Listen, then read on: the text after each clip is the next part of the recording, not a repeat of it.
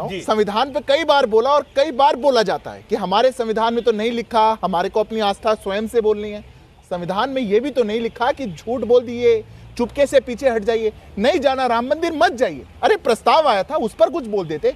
आपने इतना उनको कहा कि प्रस्ताव पे आपने एक शब्द भी क्यों नहीं कहा, तो उन्होंने कहा मेरे नेता ने कहा है कि मैं जाऊंगा। बहुत अच्छा काम किया, अब क्यों जाएंगे? संविधान में लिखा है जाने के लिए, पर संविधान में तो नहीं लिखा, पर आपको लग रहा है कि कहीं ना कहीं कुछ छूट ना जाए। ये तो हुई बात राम मंदिर की, पर आपने फैक्ट पे बड़ी बात कही। आपने कहा डेटा में ज्यादा नहीं जाऊंगा। आपने कहा कि आपने कहा कि शिक्षा का बजट 1,16,000 करोड़ हुआ, पर पूरा नहीं खर्चा जाता। आज से पहले प्रधानमंत्री नरेंद्र मोदी जी के आने से पहले कभी भी शिक्षा का बजट 1 लाख करोड़ को क्रॉस नहीं किया। जो सरकार 1 लाख करोड़ का शिक्षा का बजट लेकर के आई, उस पर आप प्रश्न उठाना चाहते हैं कि शिक्षा का बजट कितना है। और पैनल पे मैं युवा हूं इसलिए कह देता हूं। और सौरभ जी, अंतिम 10 सेकंड, इसी सदन में, इसी सत्र में व्हाइट पेपर भी आया है। उस व्हाइट पेपर ने आपके कुकर्मों को भी दिखाया है कि कैसे एनडीए की सरकार 3.9% का इन्फ्लेशन छोड़ करके गई थी और आप उसको 12.9 तक लेके गए, और जब सरकार से हटे तो 9.7 था। उसने दिखाया कि कैसे 6 महीने का फॉरेन कांग्रेस पूछती है उसमें बेरोजगारी के आंकड़े की भी तुलना है। हाँ बिल्कुल, यूपीए की और बिल्कुल बेरोजगारी के आंकड़ों की इसलिए तुलना है क्योंकि जितना रोजगार सृजन इस सरकार में मात्र डिजिटल सेक्टर में, सौरभ जी, 6.7 करोड़ मात्र डिजिटल सेक्टर में ये सरकार में किया है। आप कितना कर पाए? ज्योति जी जवाब। देखिए, सब बात ठीक है। इनके जो 10 साल अन्याय काल रहे और अभी कुछ दिन और बचे हुए हैं, कांग्रेस पार्टी और विपक्ष की पार्टियां इनसे क्या पूछती है और इनसे क्या अपेक्षा रखती है? यही तो रखती है ना कि आप जितनी बातों को बोल के आए हैं उसको करें तो हम उसको राम राज्य मानेंगे। यही तो बोलती है ना कि आप किसान के जो कर्जे 2014 के मुकाबले 60% अधिक क्यों हो गए। आपसे विपक्ष की पार्टियां तो इतनी ही बात कहती है ना कि 10 सालों में उद्योगपतियों के 7.5 लाख करोड़ कर्ज माफ कर दिए, क्यों कर दिए, किसानों के क्यों नहीं किए। आपसे इतनी छोटी छोटी बातें तो बोल रही है ना जो आप करके आए हैं, जो बोल के आए हैं, जो आप 2 करोड़ नौकरी देने की बात किए थे उसकी ही तो बात कर रहे हैं ना। तो आपको ये बताने के अलावा बजाय आप क्या किन किन मुद्दों पर लोगों को गुमराह करने का कोशिश करते हैं, क्यों करते हैं? आपके पास विकास के लिए एक बात बोलने के लिए नहीं है, केवल झूठ झूठ झूठ बोलते रहते हैं। चले जाते हैं नेहरू जी पर, नेहरू जी के बारे में मोदी जी को कुछ पता नहीं है, मैं 10 सेकंड का जवाब देते हैं। लेकिन देखिए, आपको जब मौका मिला, आपको जन लोगों ने वोट दिया, सरकार में लाया, तो जो बातें की हैं उसको आप बोलें, क्यों नहीं बोलते हैं? आप अगर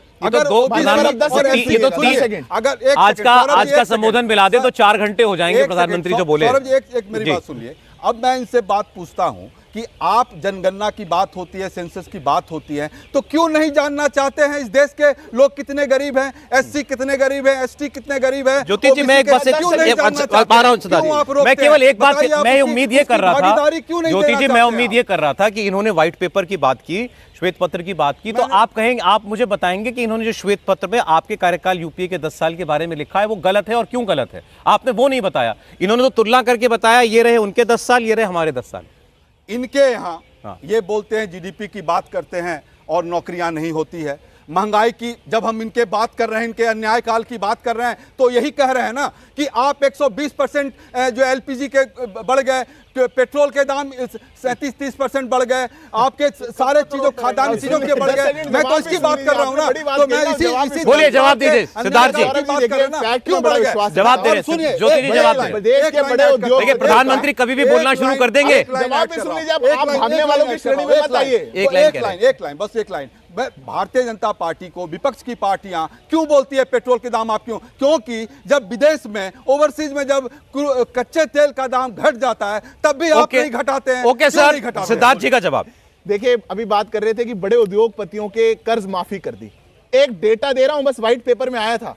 जब आप एनडीए को, हमारी पहली एनडीए को मौका दे करके गए थे, तब 16% था एनपीए। हमने उसको घटा करके 6%, 7% पे लाए। आपने उसको बढ़ा करके 13% कर दिया पुनः। अरे आपके कार्यकाल में सबसे ज्यादा ग्रॉस नॉन परफॉर्मिंग एसेट्स की बढ़ोतरी आज तक के इतिहास में भारत में हुई, और आप यहां पर आके ज्ञान देते हैं कि राम राज्य की कल्पना के लिए।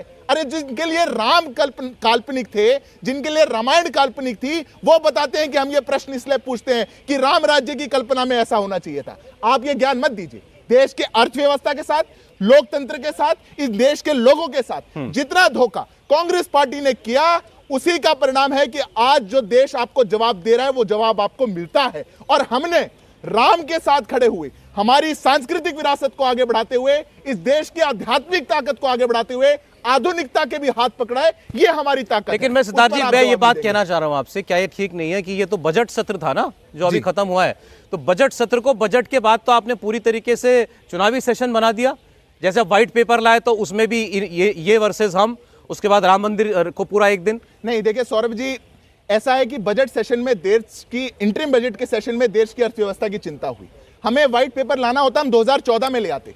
हम इसलिए नहीं लाए थे क्योंकि हमें पता था कि अगर इस अर्थव्यवस्था की हालत देश के सामने आई तो इन्वेस्टमेंट्स भी कम हो सकती है, कॉन्फिडेंस भी कम हो सकता है और ये व्यवस्था डूब सकती है। हम अभी इसलिए लेकर के आए कि अब जब 10 साल पूरे हो रहे हैं और ये सत्र खत्म हो रहा है, इसलिए लाए क्योंकि चुनाव है 2 महीने बाद, क्योंकि देश को पता होना चाहिए कि इस देश के साथ क्या हुआ था। ये हमारी जिम्मेदारी, नैतिक जिम्मेदारी।